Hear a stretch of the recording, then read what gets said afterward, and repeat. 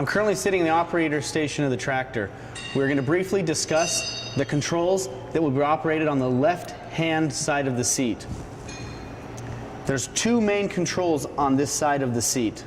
The first is the range selector, which is this orange lever here on the immediate left-hand side.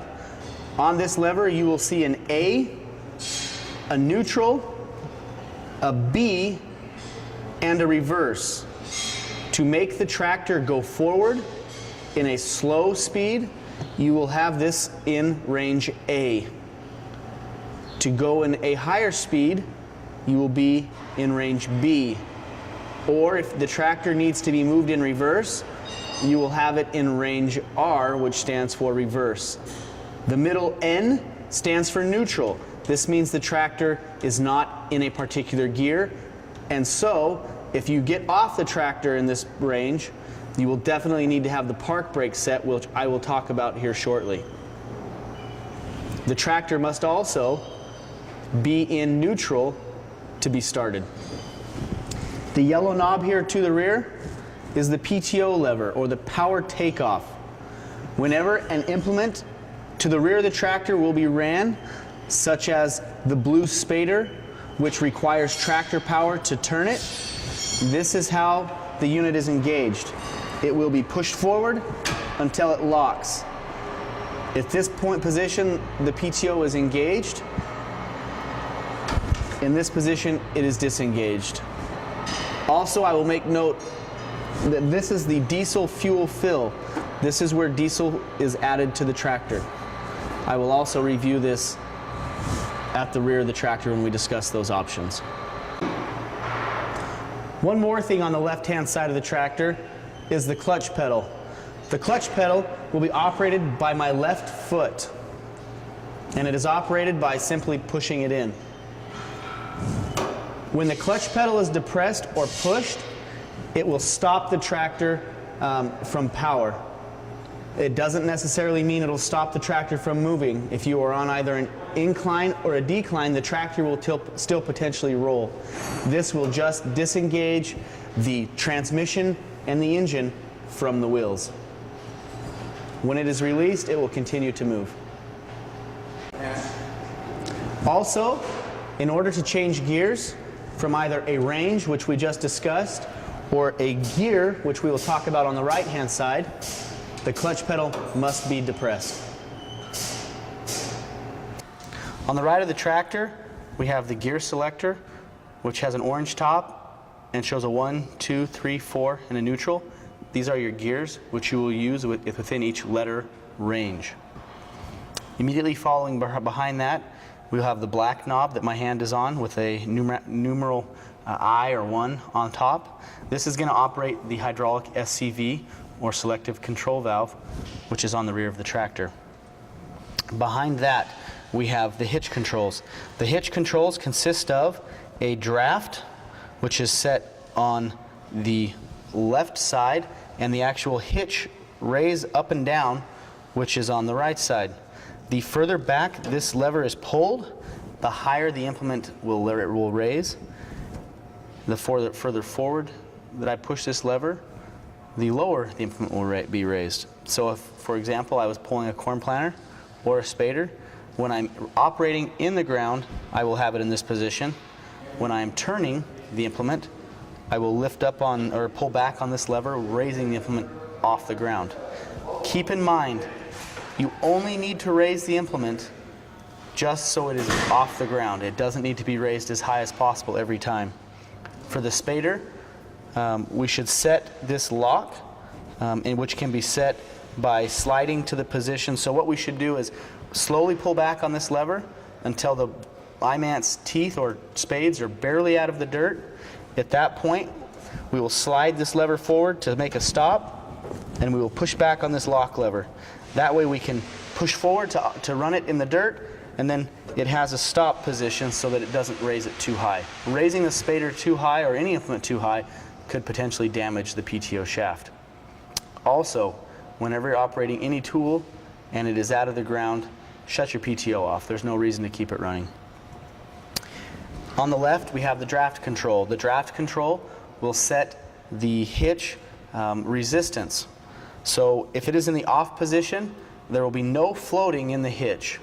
For example, if we are running the spader and there is a lot of hard ground, the spader will want to come out of the ground. If we have this in the off position, it'll use the weight of the tractor to keep it in the ground. If we want to allow it to float up a little bit and to not get through that hard stuff, we can pull this lever back. The further back, the more float or the less resistance. Let's talk about the difference between shifting ranges and shifting gears. In review, the range are the letter gears, and the gears are numbered 1 through 4. In the range, we have A, B, and R. Again, A is the slowest range, B is the fastest range, and R stands for reverse, which will need to be used anytime the tractor is to be reversed. And the N within the center is neutral. The tractor must be in neutral to be started. When shifting from A, B, or reverse, the tractor should always come to a complete stop, and the clutch should always be depressed when shifting. The difference between shifting range versus gear. When shifting gears, the tractor can be in motion. So let me give a quick scenario. If I was in range A and I was in gear 1 and the tractor was in motion, to shift gears, I could very easily apply the clutch, shift to gear 2, and then slowly let out on the clutch, and the tractor would continue to move. If I was wanting to shift to gear 3, the tractor is in motion, I would push in the clutch, shift to gear 3, and slowly let go on the clutch. And again, then I would be in gear 3. Now let's say I would like to step up to a high-speed range of switching to B. I would come to a complete stop, switch out of A to range B, and then again return to gear 1. At this point, I would be stopped, I would slowly let out on the clutch, and I would begin in motion.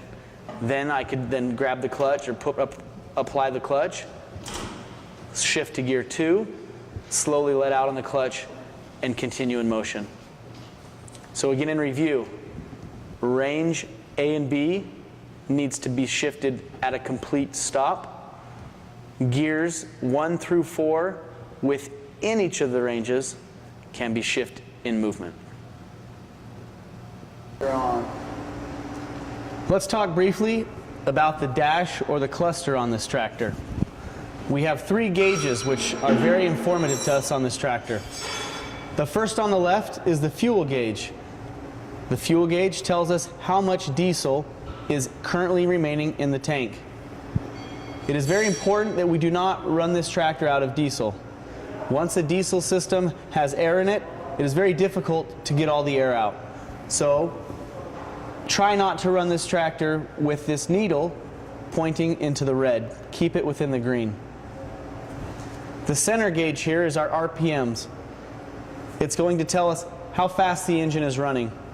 When running tools on the rear, which require the power takeoff or require power from the tractor to turn, we need to run the engine at about 2,200 RPMs. There's a little icon with the PTO on it. Try to bring that needle all the way to that location when running the implements. That gives us 540 revolutions per minute, or RPM, on the rear implement. The far right gauge is our engine temperature gauge. This tells us the temperature of the water within our engine. It is essential that we keep the engine as cool as possible. This tractor should never be operated with this needle pointing to the red. That is very bad. The green part of the gauge means that we are running within a good temperature. Continuing to the right, we have the throttle, or throttle lever is probably the best thing to call it. The further forward we push this, the higher RPM we are going to get. The further we bring this lever down, the lower the tractor will idle. There is also a foot pedal, which we will show you later, that does the exact same thing. The nice thing about this lever is when it is applied, it maintains that speed, versus the foot lever, when released, brings the idle back down. Below this is the light lever, the light switch, which will turn on operating work lights and safety lights, which are all around the tractor. And on the left here, which is just a simple switch, gives us blinker. If we're driving down an occupied road, it allows people to know the direction in which we intend to travel. And then if we continue all the way over, we have the loader joystick, which we've talked about several times. Again, this joystick can be operated in either an up and down or a side to side, which will give us various function on the loader. Immediately under the steering wheel, we have the ignition or the key. With this key, the tractor is started. Without this key, the tractor will not start. It's very important that this key is not lost. Below that is an orange park brake lock lever. I will demonstrate how to set the park brake and how to release it. This park brake will keep the tractor from rolling when the unit is not in gear. Whenever this tractor is started, mounted, or dismounted, the park brake should always be set for safety. Many people have died and lost life because they've been ran over by these machines because the park brake is not set. It is absolutely essential that the park brake is set every time the unit is started or mounted or dismounted. I want to give a brief demonstration on how to set the park brake and the use of the brake pedals. Currently, the brake pedals are in the locked position. The park brake is set. To disengage the park brake, I'm going to apply pressure, push the orange lever down, and then the brake is released. If I was on an incline or a decline in this moment with the tractor off, it would roll and it would be unsafe. So if I was to get off the tractor, I would need to apply the brakes and lift up on the lock lever. The park brake is set. I will now demonstrate the left and right brake pedals and how they can be separated.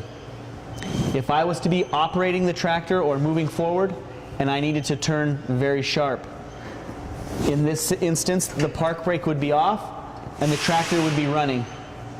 If I needed to turn very hard to the right, I could separate the two pedals with this lock and I could only apply one side brake.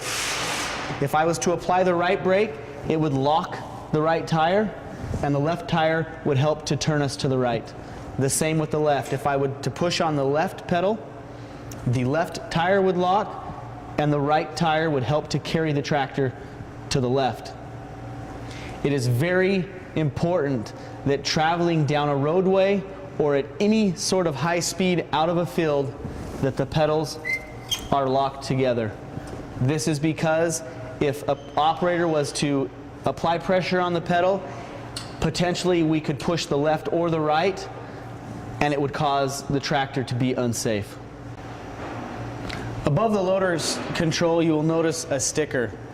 The sticker will show the operation of or what will happen when pressure is applied in any given direction to the loader joystick. For an example, we are currently in a maintenance position all the way raised with the hood up. This position with the loader is fairly unsafe. If a person was working on the loader and a co-worker was to come and bump the lever, you will notice that the loader moved. That could be very unsafe. The loader has a safety feature where we can pull out on this lever. This is a lock, and it makes the joystick inoperable so that nobody can accidentally bump it and harm a potential co-worker. Once in the operator station, the first thing that should always take place is the safety belt should be secured. This is important in case the tractor was to roll over. You will be maintained in the seat. Also, it's easy to potentially fall off if the tractor comes into bumpy or unlevel conditions. Always wear the safety belt.